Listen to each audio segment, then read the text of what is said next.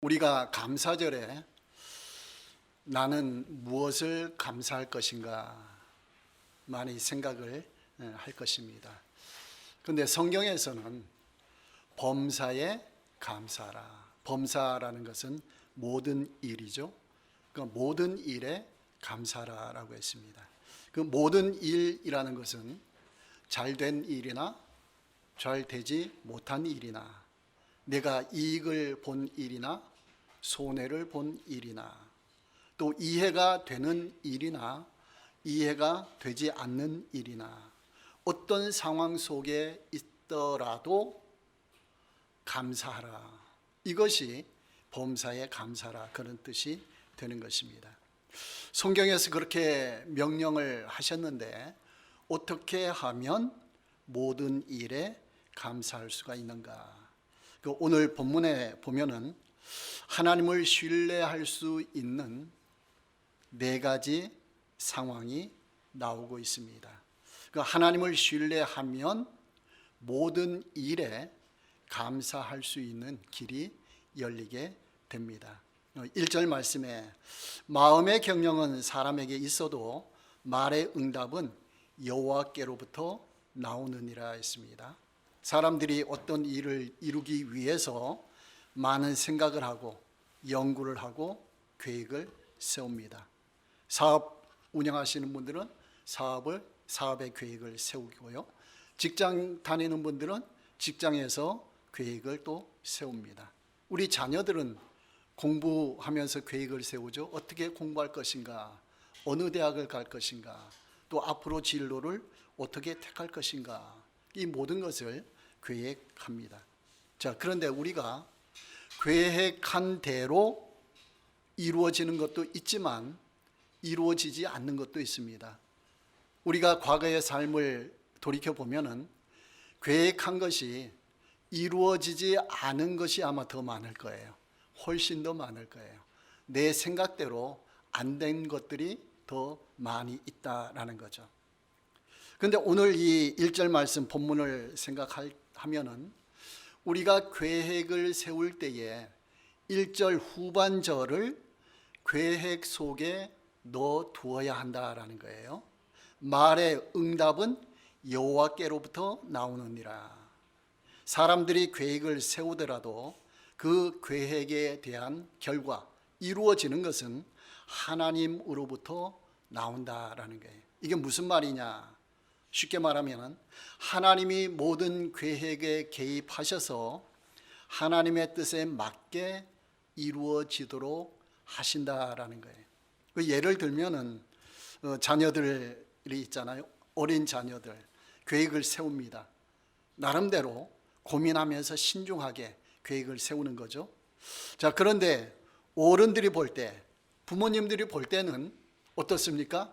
그 계획이 아니올시다. 그건 너한테 어울리지 않는다. 이런 계획들이 많이 있어요. 심지어는 대통령은 한 명인데 많은 아이들이 난 대통령 되겠다고 어릴 때 그런 꿈을 꾸기도 하죠. 자, 그런 말을 들은 부모의 마음은 어떨까요? 물론 될 수도 있어요. 근데 안 될 가능성이 훨씬 더 많은 것이죠. 이제 그때에 이제 부모 입장에서 아이들에게 개입하는 거죠. 내가 앞으로 이렇게 살아가고 이렇게 해라. 물론 꿈을 꾸고 큰 꿈을 갖고 가는 건 좋은데 이루어지는 꿈을 꾸도록 그렇게 도와주는 것이죠. 그러니까 하나님의 자녀인 우리와 하나님의 관계에서도 이러한 비슷한 일들이 발생한다는 거예요. 이것이 오늘 본문 그 1절 말씀이에요. 우리의 영적 아버지이신 하나님, 전지전능하신 하나님이 하나님 편에서 살펴보는 거예요. 우리는 내 일, 내 자녀, 우리 가정, 우리 교회 요 좁은 안목에서만 보잖아요. 근데 하나님은 전 세계적으로, 한국 전체적으로 전체를 살펴보면서 이것이 어떻게 돌아가야 될 것인지를 그걸 살펴보고 이루어 가도록 하신다라는 거예요. 그러니까 하나님의 자녀인 우리에게 어울리는 계획을 세우도록 도와주시는 거죠. 우린 그것을 어떻게 깨닫게 되죠? 우리가 기도를 하거나 말씀을 볼 때 하나님이 우리에게 깨닫게 해 주시는 것이죠. 또 우리에게 유익한 결과가 이루어지도록 하나님은 끊임없이 우리를 도와주고 계시다라는 거예요. 잠언 16장 9절에 사람이 마음으로 자기의 길을 계획할지라도 그의 걸음을 인도하시는 이는 여호와시니라 했습니다. 잠언 19장 21절에는 사람의 마음에는 많은 계획이 있어도 오직 여호와의 뜻만이 완전히 서리라 했습니다. 자, 2절 말씀에는 사람의 행위가 자기 보기에는 모두 깨끗하여도 여호와는 심령을 감찰하시느니라 했습니다. 하나님과 사람 사이의 차이점을 이 9절에서도 말씀해 주고 있습니다. 사람들은 살아가면서 내 행위가 깨끗하다 이렇게 이제 생각하는 거죠. 나름대로 바르게 살아가고 있다 이런 생각을 이제 하는 겁니다. 그 대체로 겉으로 드러난 것 좀 보고서 그런 판단을 하는 거예요. 그러나 하나님은 뭘 보신다고요? 중심을 보신다라는 거죠. 자, 오늘 2절 후반절에 여호와는 심령을 감찰하시느니라. 우리 인간은 행동, 드러난 것만 보고서 판단하지만 하나님께서는 드러난 행동뿐만 아니고 마음까지 보고 판단을 하신다라는 거예요. 자, 사람들은 남을 도와줄 때 도와준 행동을 보고 판단합니다. 그 결과를 보고. 그러나 하나님은 우리가 도와준 행동뿐만 아니고 어떤 마음 자세로 도와줬는지 이것까지도 판단하신다라는 거예요. 자, 일반적으로 사람들이 남을 도와줄 때 어떤 관계가 형성되는 거 아니에요? 일반 사회에서 일반적으로는 내가 남을 도와주고 남도 나를 도와주고 이런 관계가 형성이 돼요. 그러니까 주고받는 관계죠. 도와준다는 것이. 대표적으로 우리가 축의금, 조의금 하게 되는 거죠. 자, 축의금 받으면은 여러분 다 적어 놓죠? 왜 적어 놔요? 상대방에게 그런 일이 있을 때 똑같이 주려고 똑같이 주려고 다 기록해 놔요. 그게 일반화되어 있어요. 그러니까 주고받는 관계예요. 5만 원 받았으면 나중에 5만 원 하고 10만 원 받았으면 10만 원 하고 이게 이제 일반적인 사회에서 이루어지고 있다라는 거예요. 그러니까 이것을 좀 학문적인 용어로 말하면 사회 계약서래요. 서로가 약속을 하는 거죠. 주고받기 약속을 하는 거예요. 내가 너를 도와줄 테니까 너도 나를 도와줘야 된다. 또 내가 너를 해치지 않을 테니까 너도 나를 해치면 안 된다. 서로가 합의하는 거예요. 그러니까 사람들 사이에서 이런 합의에서 잘 살아가자. 이게 이제 사회 계약설의 정신이에요. 그런데 성경에서는 이런 사회 계약설보다 더 높은 단계를 강조하고 있는 거예요. 도와줄 때 기꺼이 도와줘야 되고 자원하는 마음, 스스로 원하는 마음으로 도와줘야 돼요. 성경에 하나님이 도와주라 라고 말씀했기 때문에 도와줘야 되는 거예요. 다른 이익이 있기 때문에 도와주는 게 아니고 순수한 마음으로 내가 도와야 되겠다는 마음으로 도와주는 거죠. 그러니까 손해볼 각오하면서 도와주는 거예요. 그러니까 축의금을 5만 원 받았어요. 그러면 예수 믿는 사람들은 어떤 마음의 자세 가져야 하는 거 아니에요? 저 사람이 어려운 환경에서 나한테 5만 원 축의금 했다. 그러면 나는 10만 원을 해줘야지. 이게 성경의 정신인 거예요. 내가 저 사람을 10만 원 해줬는데 나중에 봤더니 5만 원밖에 못했다. 형편이 어려워서. 그러면 이놈 하면 안 되는 거죠. 어려우니까 그렇게 했겠구나. 그걸 허용을 하는 거예요. 그러니까 좀 여유가 있는 사람은 여유 있게 하는 것이고 여유가 없는 사람은 좀 여유가 적게 그렇게 할 수도 있다라는 거예요. 그러니까 이것이 포용되는 것이 성경의 원리예요. 그 예수 믿는 사람들이 많으면은 이런 포용성이나 융통성이 많이 발생하게 되게 되는 것이죠. 그러니까 기본적으로 우리 믿는 사람들은 내가 하나님으로부터 사랑을 받았기 때문에 이 사랑을 남에게 나누어 주는 거예요. 우리는 사람으로부터 도움을 받았기 때문에 그 사람에게 도와준다, 이거 안 해요. 이거는 일반적인 사회 생활이고, 우리 믿는 생활은 나는 하나님으로부터 받았기 때문에 이 받은 것을 약한 자에게, 다른 사람에게 나누어 준다라는 거예요. 상대방의 관계없이, 그 사람이 어떤 사람인지 관계없이 나누어 줄 수 있다라는 거예요. 이게 신앙인의 관계가 된다라는 거예요. 자, 이렇게 할 때에 하나님으로부터 칭찬과 상급이 주어진다라는 거예요. 잠언 19장 17절에 가난한 자를 불쌍히 여기는 것은 여호와께 구워드리는 것이니 그의 선행을 그에게 갚아 주시리라. 자, 우리 믿는 사람들은 사람과 상대하는 것이 아니고 하나님과 상대하는 거예요. 어떤 사람이 불쌍한 사람이 있어요? 내가 도와줬어요. 그러면 내가 그 사람으로부터 뭔가 대가를 바라고 하면은 이거는 일반 사회의 상태예요. 믿지 않는 사람도 그렇게 해요. 그런데 우리가 더 나은 신앙생활 하는 사람이에요. 그러면은 하나님 사랑 때문에 내가 도와주는 거예요. 도와주면은 누가 갚아주신다는 거예요? 하나님께서 갚아주신다는 거예요. 요것이 믿음이에요. 요게 하나님을 믿는 믿음이에요. 자, 그러면 우리는 하나님께서 우리를 볼 때 손해보는 일을 하도록 하실까요? 안 하실까요? 절대 손해보는 일을 하도록 안 하십니다. 하나님은 우리에게 공짜를 주시지만, 공짜로 선물을 많이 주시지만, 우리가 하나님을 위해 살아가면은 공짜가 없어요.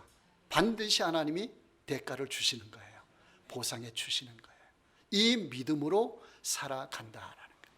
그럼 사회가 더 여유가 있어 보이죠. 여유가 있게 되는 것입니다. 자, 3절 말씀에 너의 행사를 여호와께 맡기라. 그리하면 내가 경영하는 것이 이루어지리라 했습니다. 우리의 모든 일들을 하나님께 맡기라라는 거예요. 자, 직장도 하나님께 맡겨야 되는 거죠. 여러분 맡길 수 있습니까? 사업도 맡기는 거예요. 자녀도 맡기는 거예요. 여러분 맡길 수 있어요? 가정도 맡기고 교회도 맡기는 거죠.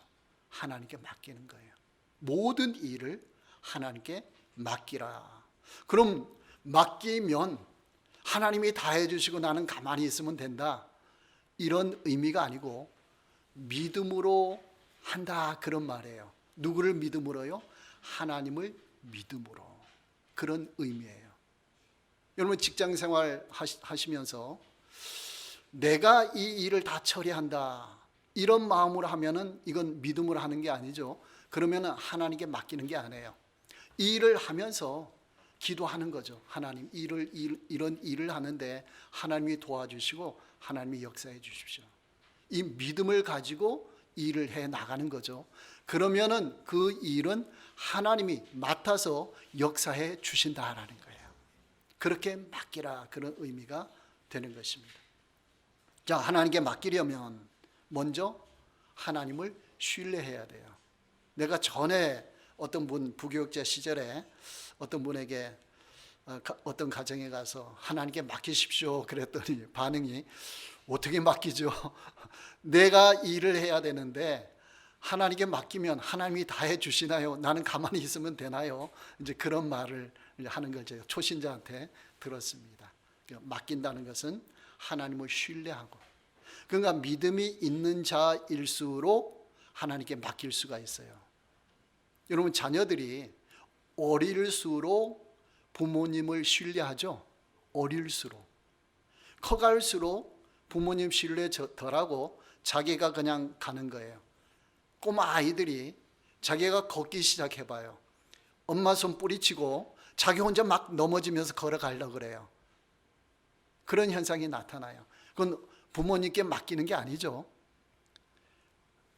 아이들이 부모님 손에 딱 붙잡혀서 가면은 안전하게 갈 수가 있는 거예요. 맡긴다는 것은 신뢰한다, 그런 말이에요. 자, 뭘 신뢰해야 되느냐? 여러분, 하나님은 천지를 하신 분인 줄 믿습니까? 우주 만물을 지금도 운행하고 계시는 분으로 믿습니까? 인간의 생사화복, 인간에게 되어지는 모든 일들을 주관하시는 분으로 믿습니까? 이걸 인정할 때에 하나님께 맡길 수가 있게 되는 것입니다. 그러니까 이 신뢰하고 믿음으로 맡기면 하나님이 이루어 주시는 거예요. 시편 37편 4절에서 6절 말씀, 여호와를 기뻐하라. 그가 내 마음의 소원을 내게 이루어 주시리로다. 내 길을 여호와께 맡기라. 그를 의지하면 그가 이루시고 내 의를 빛같이 나타내시며 내 공의를 빛같이, 정오의 빛같이 하시리로다 했습니다. 자, 이 본문에서 하나님 편에서는 우리의 일이 이루어지는 것에만 관심을 갖는 게 아니고 일도 이루어 주시면서 우리를 의롭게 하신다라는 거예요. 정오의 빛같이 빛나게 살아가도록 해 주신다라는 거예요. 하나님의 관심은 거기에 있는 거예요. 그러면 우리는 어떻게 해야 되냐? 우리 편에서는 앞부분에 그랬죠? 4절 말씀에 여호와를 기뻐하라. 그러면서 하나님께 맡기라, 그렇게 했어요. 그러니까 우리는 일만 맡기는 것이 아니고 하나님을 기뻐할 수 있어야 돼요. 그 하나님과 신뢰 관계가 형성이 되는 것이죠. 그러니까 우리가 일을 맡길 때에 일만 맡겨서 하나님 요 일 잘 되게 해 주십시오, 우리 자녀 요거 잘 되게 해 주십시오, 요렇게만 하나님은 원하는 게 아니고 이 일을 통해서 하나님과의 관계가 더 좋아지기를 원하신다라는 거예요. 그럴 때에 하나님이 풍성하게 역사해 주신다라는 거예요. 그걸 원하신다. 이것이 이제 믿음 생활이 된다라는 거예요. 그러니까 우리가 이 일을 자꾸 해 나가잖아요. 어떤 문제가 있어서 문제를 해결해 나가잖아요. 그러면 우리의 문제가 해결되었다, 질병이 있어서 기도했더니 질병이 나았다, 그걸로 끝, 이러면은 하나님과 우리와의 관계에서는 큰 의미가 없어져요. 질병 나은 것 자체만 좋을 뿐이지. 그런데 하나님은 뭘 원하시느냐? 질병이 나았잖아요, 기도해서. 그러면 질병 나은 걸 통해서 하나님과의 관계가 더 깊어지죠. 하나님을 더 믿게 되죠. 더 신뢰하게 되죠. 관계가 더 나아지는 거예요. 하나님은 그걸 원하신다라는 거예요. 그러니까 우리도 하나님을 기뻐해야 돼요. 하나님을 믿어야 돼요. 그 자녀를 맡길 때에 내가 하나님을 기뻐하고 하나님을 신뢰할 수 있을 때 자녀를 맡길 수가 있는 거예요. 하나님은 그걸 기뻐하시고 좋아하시고 그때에 풍성하게 역사해 주신다라는 거예요. 4절 말씀에 여호와께서 온갖 것을 그 쓰임에 적당하게 지으셨나니 악인도 악한 날에 적당하게 하셨느니라 했습니다.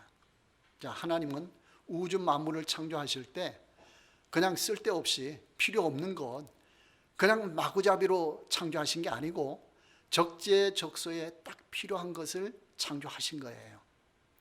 6일 동안 창조하신 것도 하나님이 계획을 다 세워서 했거든요. 계획대로 딱딱 이루어졌어요. 다 이유가 있어요. 왜 인간을 마지막 날에 창조했을까요? 왜 인간을? 간단한 이유가 있어요. 인간이 가장 높은 위치잖아요. 창조물 중에서. 인간이 살아갈 수 있는 환경을 먼저 다 만들어 놓으신 거예요. 만들어 놓으시고 마지막에 아담과 하와를 창조해 주신 거예요. 그러니까 창조되자마자 살아갈 수 있도록 하나님이 길을 열어 주셨다라는 거예요. 그러니까 필요 적절하게 하나님이 다 창조해 주셨습니다. 그러니까 결국 하나님의 창조, 재창조물인 우리도 하나님이 필요하게 창조해 주신 거예요. 하나님의 쓰임을 받게 되는 거예요. 우리가 그걸 알아가야 돼요. 내 생각대로가 아니에요. 하나님이 뭘 원하시는지 그것을 원하시는 게 있어요. 그게 다 우리에게 각자 있는 거예요. 그걸 이제 찾아가게 된다라는 거죠. 그러니까 우리 삶에 모든 일어나는 것들을 하나님은 합해가지고 선한 일이 되도록 역사해 주신다라는 거예요. 자, 오늘 본문 그 4개 구절을 한번 정리해 볼까요? 마음의 경영은 사람에게 있어도 말의 응답은 여호와께로부터 나오는 줄 믿습니다. 자, 이렇게 되면 어떻게 될까요? 하나님을 의지하고 기다릴 수 있습니다. 그 다음에 2절 말씀, 사람의 행위가 자기 보기에는 모두 깨끗하여도 여호와는 심령을 감찰하시는 줄 믿습니다. 자, 이렇게 믿으면 어떤 결과가 나올까요? 하나님 앞에 겸손할 수가 있는 거예요. 겉으로 보고 내가 조금 했는데 하나님 안 알아주십니까? 막 이렇게 나갈 수가 있잖아요, 우리가. 그런데 하나님은 마음까지 다 보고 계시는 거예요. 그러니까 하나님 앞에 겸손하지 않을 수가 없게 되는 거죠. 자, 세 번째, 나의 일을 여호와께 맡기면 내가 경영하는 것이 이루어지는 줄 믿습니다. 이 믿음은 어떤 결과가 나오죠? 모든 일을 하나님께 맡기면서 살아갈 수 있습니다. 자, 이런 사람은 걱정할까요, 안 할까요? 걱정하지 않아요. 여러분, 이런 믿음으로 올라가시기 바랍니다. 모든 걸 맡길 수가 있어요. 염려, 걱정, 근심 사라지고 하나님의 평안 가운데 살아갈 수가 있어요. 처음부터 막 이런 믿음 갖기가 쉽지는 않을 거예요. 산전수전 많이 겪어야 돼요. 어려운 과정 겪으면서 조그만 일부터 겪으면서 믿음을 체험하고 또 그 다음에 또 다른 일 겪으면서 믿음을 체험하고 자꾸 가다 보면요, 나중에 이게 쌓여가는 거예요. 아, 다음 순간에는 요 정도쯤이야 하나님께 맡기면 되네, 이런 믿음이 딱 생겨요. 그럼 어떤 어려운 일이 닥칠 때, 시험거리가 닥칠 때 염려, 걱정이 하는 것이 아니고 하나님께 맡길 수 있게 되는 거예요. 걱정하지 않고 맡길 수 있게 된다. 여러분, 이런 믿음으로 충만하시기를 바랍니다. 그 다음에 네 번째, 여호와께서 모든 것을 그 쓰임에 적당하게 지으신 줄 믿습니다. 내 자신도 하나님이 적당하게 지으셨다. 하나님 편에서 볼 때. 여러분, 이걸 믿으면 어떻게 될까요? 원망, 불평이 사라지게 되는 거예요. 내 상황과 처지에 거기에 따라서 원망, 불평하지 않고 하나님 바라보고 믿음으로, 감사함으로 살아갈 수 있게 된다라는 거예요. 자, 다윗이 시편 23편 1절에 고백을 했죠. 여호와는 나의 목자시니 내게 부족함이 없으리로다 했습니다. 이 문구를 잘 보시기 바랍니다. 전에 성경에는 내가 부족함이 없으리로다 이렇게 했어요. 근데 개역 개정판 이 성경에서는 내게 부족함이 없으리로다 라고 했어요. 왜 그렇게 바꿨을까? 여러분 생각해 보시기 바랍니다. 내가 부족함이 없으리로다 이 말과 내게 부족함이 없으리로다 이 말이 어떤 차이가 있을까? 내가 부족함이 없으리로다 라고 할 때는 나의 기준으로 볼 때 부족함이 없다, 그런 의미가 되죠. 그러면 다윗이 부족한 것이 많이 있을까요, 없을까요? 많이 있겠죠. 왜요? 쫓겨다니고 심하게 쫓겨다녔잖아요. 목숨의 위험도 많이 있었잖아요. 그럼 다윗의 기준으로 볼 때는 부족한 게 많이 있은 거예요. 그러면 내게 부족함이 없으리로다 그러면은 누구의 기준으로 본다는 거예요? 하나님의 기준으로 본다라는 거예요. 여러분, 자녀들하고 부모하고 부딪힐 때가 많이 있죠. 자녀는 자기 입장에서 막 말을 하고 계획 세우고 뭔가 하려고 하는 거예요. 근데 부모 입장에서 보면 그게 아니거든요. 그러면 자녀들은 불만이 많아요. 더구나 청소년 시절에 불만이 많아요. 그런데 어느 때 가면 철이 들죠? 사춘기를 지나고 나면은 좀 철이 들어요. 더군다나 이제 결혼하면은 철이 들죠? 그렇죠? 결혼하고 나서도 어떻게 해야 철이 들어요? 자녀를 낳아보고 자녀를 키워보면 그때 가서 철이 들어요. 근데 부모님은 이미 돌아가셨어요. 미리 철 들면 좋았는데. 그러니까 기준이 다른 거예요. 부모의 기준과 자녀의 기준.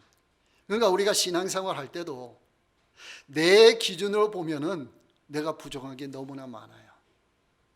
그런데 오늘 성경 구절, 네 구절 이걸 기준으로 보면서 하나님 기준으로 보면은 부족한 게 있어요, 없어요?